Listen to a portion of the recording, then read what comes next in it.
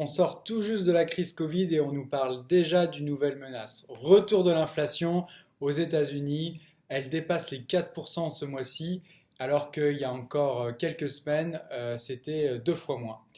Alors, j'ai des personnes, des clients, des prospects, des personnes qui m'appellent et qui me posent cette question-là systématiquement par rapport à leur argent. Qu'est-ce qui va se passer, notamment quand on a plus de 100 000 euros d'épargne sur des comptes courants. Alors pourquoi on nous parle des 100 000 euros? Parce qu'en fait, ça correspond à la garantie que donne l'État français sur les dépôts. Alors ça vous protège de quoi? Ça vous protège d'un cas de faillite d'une banque ou d'un assureur. Et en fait, ce qu'il faut savoir, c'est que ce risque existe effectivement. Ça s'est déjà vu aux États-Unis. À Malte, on a encore eu le cas d'une banque qui a fait faillite récemment. Donc c'est un risque qui existe. Maintenant, est-ce qu'il est important? Non, heureusement.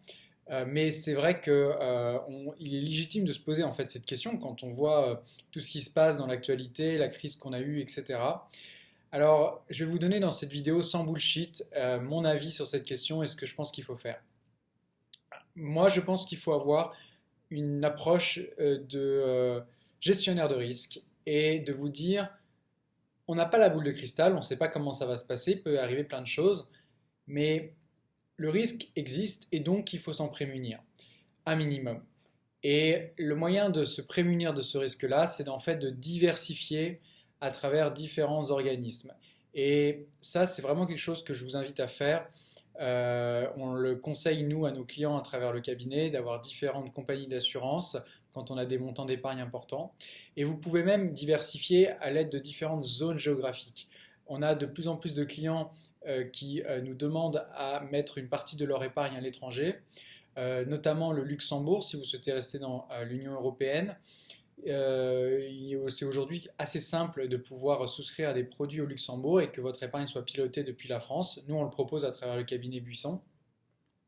Vous pouvez également vous expatrier, devenir non-résident, c'est également possible. Attention tout de même parce qu'il y a des règles fiscales, de nouvelles règles fiscales qui vont s'appliquer pour votre cas et je pense que c'est important d'être accompagné avant de le faire.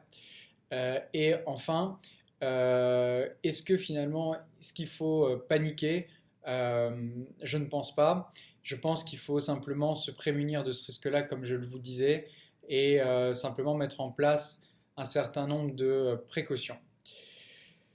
Si cette vidéo vous a plu, comme d'habitude, je vous invite à laisser un like ou à la partager. N'hésitez pas aussi à poser vos questions si vous en avez en commentaire. Et puis sinon, je vous invite à vous abonner sur la chaîne YouTube pour recevoir de nouvelles vidéos sur l'investissement. J'en publie très régulièrement. Je vous souhaite une bonne journée à tous et je vous dis à très bientôt.